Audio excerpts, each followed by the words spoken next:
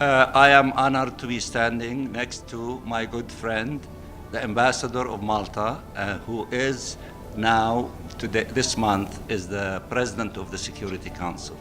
We just finished a meeting, open meeting of the Security Council, in which the Council unanimously deferred the discussion on the application of the State of Palestine for admission to the Standing Committee, the Committee on Admission. This is a historic moment again. When our President Abbas, in the year 2011, did submit our application for admission, and it was sent to the Security Council through the Secretary General of the UN, it was a historic moment then, and now that historic moment has been revived again, and we sincerely hope, after 12 years since we changed our status to an observer state, that the Security Council will elevate itself to implementing the global consensus on the two-state solution by admitting the State of Palestine for full membership. We will follow closely the deliberation in the Standing Committee, and we will continue to lobby all of our friends in the Security Council here in New York, at the level of capitals, at the level of ministers and heads of states and government, and we are so honored that the representative of the Arab group in the Security Council now is Algeria. It might be a good omen. We declared our independence, the independence of the State of Palestine, in November 1988 in Algeria.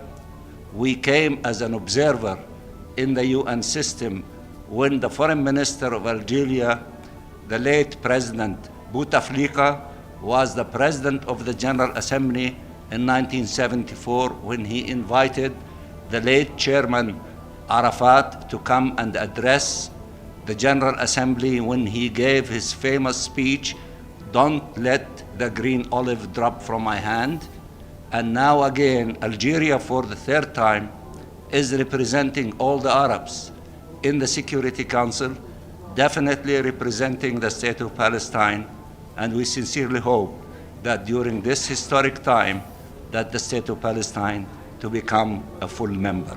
Ambassador, just now the Israeli Ambassador Erdan said that the UN cannot accept what he called Nazi state. Your response? I will not dignify him by responding to him.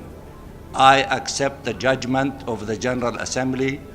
I accept the judgment of the 140 states who do recognize the State of Palestine, and we will see what happened in the Security Council. Thank you very much.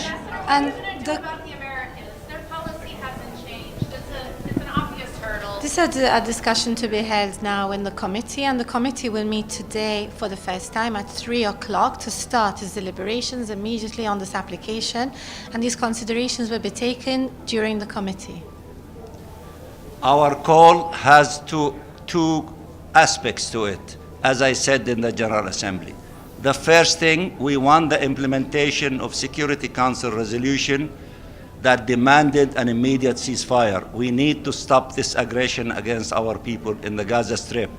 We need ceasefire now. We need to save lives.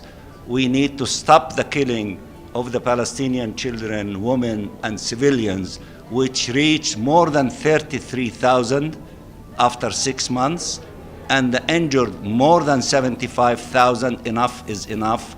We need to see an end to that. That's number one. That's our top priority. Two, it is high time now for the State of Palestine, which was called for the establishment of two states in Resolution 181 in 1947 by the General Assembly. So it is the General Assembly, along with the Security Council, the international community, to accept and to invite the other state, which is the State of Palestine, to become a full member in the United Nations. After we have these two equal, full member in the United Nations, we open the door slightly in the direction of peace. And we hope that the Security Council, which is trusted in the maintenance of international peace and security, to allow for that door to open slightly in the direction of the implementation of the two-state solution, which requires the end of occupation and the independence of the State of Palestine. Today is a historic moment. I must congratulate Ambassador Vanessa from Malta, which we love immensely, the people and the leadership, that maybe a historic thing will be accomplished in the month of April. Thank you very much.